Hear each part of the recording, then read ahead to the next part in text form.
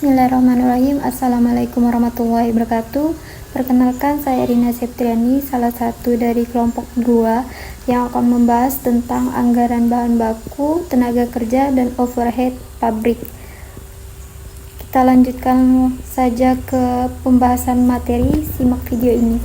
Baik, di sini saya akan menjelaskan tentang anggaran bahan baku.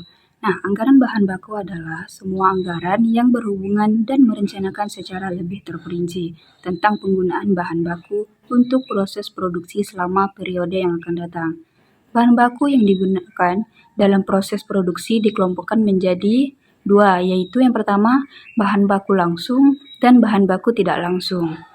Bahan baku langsung biasanya disebut dengan direct material dan bahan baku tak langsung disebut dengan indirect material. Bahan baku langsung adalah semua bahan baku yang merupakan bagian barang yang jadi yang dihasilkan. Bahan baku tak langsung adalah bahan mentah yang ikut berperan dalam proses produksi tetapi tidak secara langsung tampak pada barang jadi yang dihasilkan. Fungsi anggaran bahan baku. Nah, fungsi anggaran bahan baku ini ada dua fungsi penting dalam anggaran bahan baku, yaitu yang pertama, sebagai dasar untuk menyusun budget pembelian bahan mentah.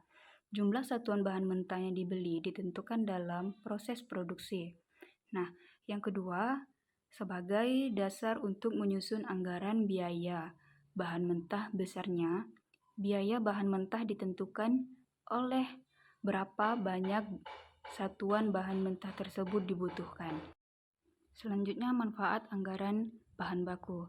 Nah, anggaran bahan baku mempunyai 3 kegunaan pokok, yaitu yang pertama sebagai pedoman kerja, yang kedua sebagai alat untuk menciptakan koordinasi kerja, dan yang ketiga sebagai alat untuk melakukan pengawasan kerja. Baik, lanjut ke anggaran tenaga kerja. Definisi anggaran tenaga kerja. Anggaran merupakan proses pembuatan rencana kerja dalam jangka waktu 1 tahun yang dinyatakan dalam satuan moneter dan satuan kuantitatif orang lain.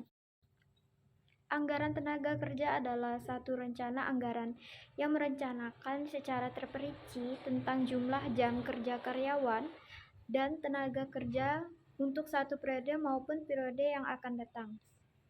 Selanjutnya, faktor-faktor yang mempengaruhi anggaran tenaga kerja. Faktor-faktor yang perlu diperhatikan dalam penyusunan anggaran tenaga kerja adalah 1. Kebutuhan tenaga kerja, 2. Pencairan dan penaraian tenaga kerja, 3. Latihan bagi tenaga kerja baru, 4. Evaluasi dan spesifikasi pekerja bagi para tenaga kerja. Yang ketiga, yakni manfaat anggaran tenaga kerja. Pertama, penggunaan tenaga kerja secara efisien. Kedua, pengeluaran biaya tenaga kerja dapat diatur lebih efisien. Ketiga, harga pokok barang dapat dihitung dengan tepat. Selanjutnya akan dilanjutkan oleh rekan saya. Pengertian biaya overhead. Biaya overhead pabrik merupakan elemen biaya produksi selain biaya bahan baku dan biaya tenaga kerja langsung yang terdiri dari berbagai macam biaya, dan semuanya tidak dapat ditelusuri secara langsung kepada